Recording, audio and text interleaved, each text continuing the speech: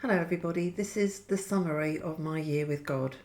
Of course I'm still with God and God's always with you, but I did start about a year ago during our first period in the UK of lockdown, a year with God, where I made a document and a pact with God to dedicate a year of my life specifically to spreading the gospel and helping people wherever possible. Now, I just want to summarise some of the parts of that, which has been a great life transformation for myself. And I do recommend even spending a week with God, a month with God intentionally, because you make that intention and then you are looking in a different way at your life. You're changing the atmosphere, you're changing things. So to summarise, I had to write a small piece of documentation. And I'm just going to start off by saying what I said I would do. And then I'm going to try and condense this into a meaningful statement which elaborates my transformation.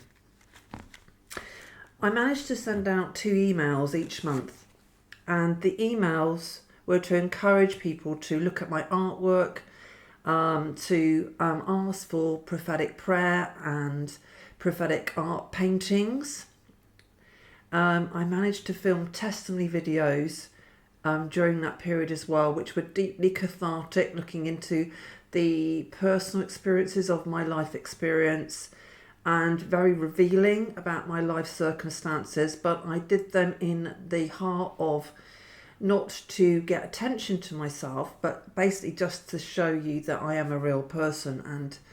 And people do experience these things, even though they tuck them away in their subconscious, they put them away, they don't want anybody to know about their deepest secrets, but these exist in everyone's life. This is something that pulls us all together, that we do have failures, we do have times when we are weak, and that is when we need God most. During this period of 2 lockdowns in the UK, I gave out digitally to a number of people, and I estimate that contacts at over 378 contacts were given to people, little pictures and messages and Bible readings. I achieved my website traffic went up tremendously, with people requesting from all over the world, mainly of course English speaking people, for free prophetic paintings. I personally completed locally, this is physically, 2 outreaches within my local area where I addressed people within a small group of dedicated Christian prophets, people on the streets, and gave them out encouragement, little pictures, words of encouragement and Bible references. I regularly meditated twice a day and read the Bible. I managed to link together with a meditative chapel, which is called the Thomas Keating Chapel, online, and meditated with them each morning, which I found was amazing. To link with people across the world, even if it was just through Zoom, but to meditate together and to share Thomas Keating's teachings.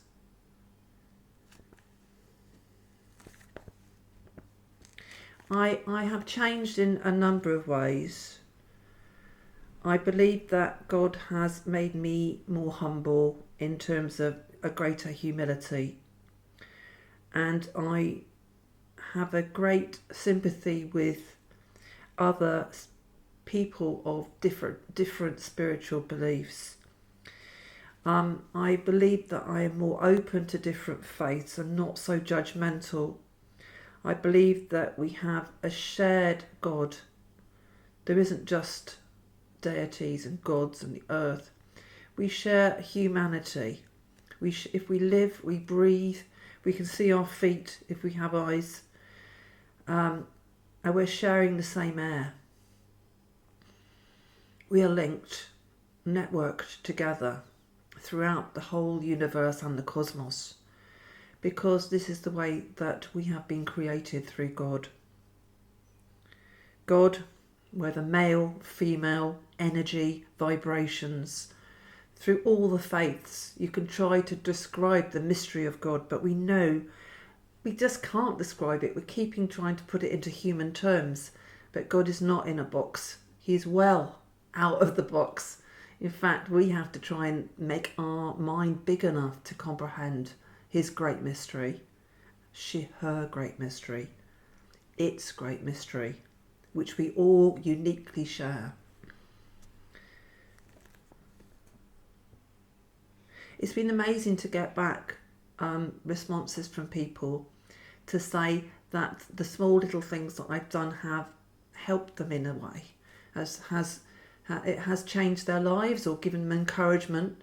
And that isn't anything to do with me. It's just that I made myself available, and then God channeled me to speak to these people in ways which are appropriate for them.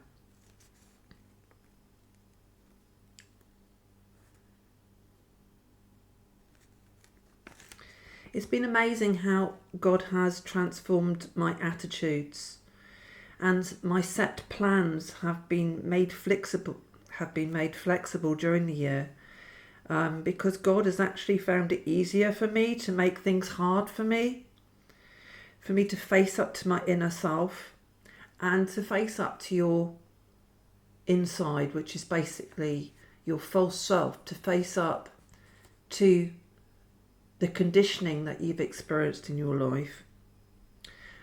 Believe me, it's not a pretty sight when you see yourself really through the eyes of your true self, which is the Spirit of God, which was put into you in your mother's womb. That spirit of life, that is God. That energy, that love, that complete unity with this experience of the physical. But it's been important for me to face up to my dark side. The dark side, as I touched on before, isn't a pretty sight. It's quite nasty. It isn't just yours. It's actually your culture's. It's actually the history. It's actually everything which has passed. And to see that and to see how you've been affected by that is quite life transforming.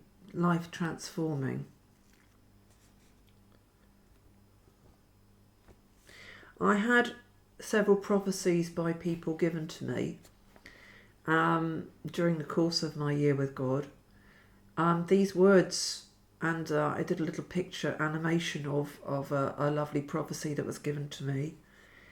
But indeed, I was taken out of my box. God did remove that box of my limitations, which I put myself in. And in fact, I constructed around myself. God lifted me out of that box, and I do see the world in a very different way.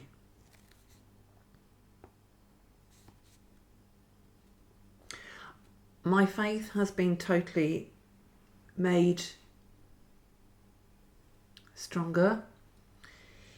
I feel like Paul when the light on the road, when his eyes were made blind and he had scales on his eyes and then they fell away. I feel in the experience of being dark, being depressed, being low, that I shared that death, that inner death. But now I have felt with the love of God that God just wants to have fun with us. You know, we are loved dearly. In fact, the whole world is only held together by one thing, and that is love. Love is all. Love is everything. And it's the mystery of that love which God, in his immenseness and amazingness and energy and consciousness, the God Christ consciousness shows us. I believe that through meditation, my experience of myself has altered. I feel that in parts of my meditation, I let my mind drop out of the picture, and I experience this unified consciousness, which is objectless awareness, where there is only now, there is only that one and true moment. And within that moment, there's no fear, there's no judgment. That spaciousness allows God to speak to you in his first language. And God's first language is silence. And through that silence, your heart is changed.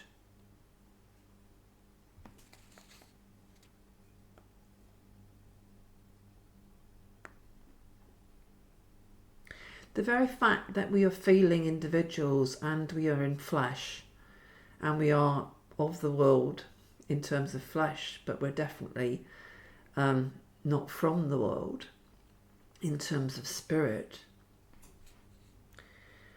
This incredible miracle of life. And I believe Christ was touching on this when he's trying to teach his disciples of resurrection, his resurrection to come, but of all of our resurrections to come. Not in the physical plane as we believe, or the flesh, the grossness, but in a refined, more spiritual, more subtle form. And I've thought about this in using my mind, and words just don't really explain it. But life continues on earth in flesh. Our suffering and our experiences here are relevant. They are intentional. They are life transforming in many ways, and faith and spiritual refinement also.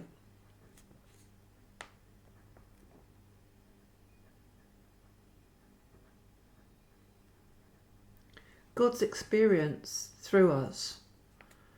I often believe that my eyes, my experiences, my sensations, limited as they are within flesh, are a way of God, his finer, more clear, higher abilities coming through and touching this flesh of mine, completes it in some way and allows him to see clearly,